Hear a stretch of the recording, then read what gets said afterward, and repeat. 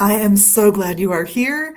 It's Herby Thursday in my world. I'm Liz, and I am really looking forward to talking to you about poke root.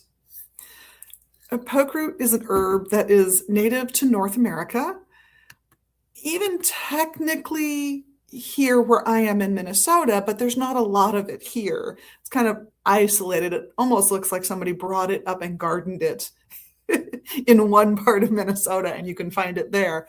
But it's much more common all along the eastern seaboard and in large swaths of the South. If you are old enough or you've been exposed to it, you might remember the 1960s recording of Poke Salad Annie, which describes, in part, someone needing to wild harvest poke root because they don't have food. And if you're willing to go to the effort, you can make poke leaf and root safe enough to eat. It just takes a lot of work. And the leaf would be your better bet. You cannot just pick this and eat it, and I want to make that clear. But I want to share with you a story about the glories of poke root, sort of in this quasi space between Western herbalism and homeopathy and magical use. It is associated usually with Mars or Saturn, and I've seen it associated with 3 of the 4 of the ancient Greek elements, so I'm not even going to get into that debate. But it's definitely something you use to add extra strength and punch to your magic and to set boundaries and limits, as Saturn would imply. But I was a little wee baby herbal person, and a wee little baby pagan, and I am sitting in one of my mentor's classes. This is Matt Wood, who is lecturing, and he talks about poke root not as something you would take internally, because there's a lot of risk to that. Don't do that without supervision, please. Instead, putting it in a bottle with some high-proof alcohol or rubbing alcohol, because you're not going to be eating it, so it doesn't matter what you use. I think rubbing alcohol is inexpensive and handy. And putting a spray cap on top of that bottle, and then going into an unmotivated person's space, usually their bedroom, and just spraying it around the room to see what happens to their motivation. So one of the moms, so she was decades ahead of me at the time, but one of the moms had a teenage child whose chore it was to take out the trash, and this had become a point of contention. Have you taken out the trash? No, take out the trash in a little while. Have you taken out the trash? No, take out the trash. You know how those conversations go if you've been on either side or both, right? So she went home, got some poke root, stuck it in a jar with, I assume, rubbing alcohol, but I don't remember, sprayed it around the kid's room when the kid was not even there. And lo and behold, wouldn't you know it, that conversation stopped, because that kid took out the trash the first time they were asked.